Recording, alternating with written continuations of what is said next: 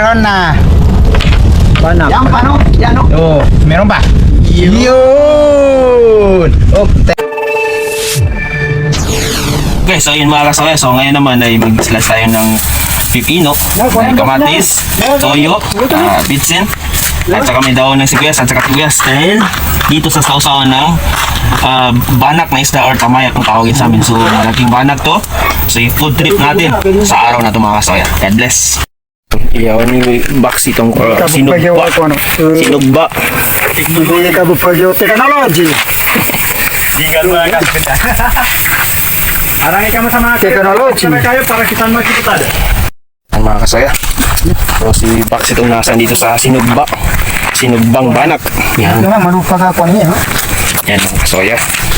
Yan ang sinasabing sinugba or inihaw or tinapa. Yan mga kasaya. Matataba at malaking banak. So yan yung inihaw ni Mr. Box at saka Wingman or sinugba na banak. Yan. Matataba at malalaki. So sinugba namin or inihaw or tinapa. Yan mga kasoya. Ito na. Okay ka. Okay. Okay, kain po. Kain tayo guys. Kain. Shout out sa inyo lahat. Coba. Yan yung balian ka. Yung palagin no? Tapos ka sa loko. Kain tayo. Ito nga pagkabanat siya. Birat ko. Edres. Okay, kain.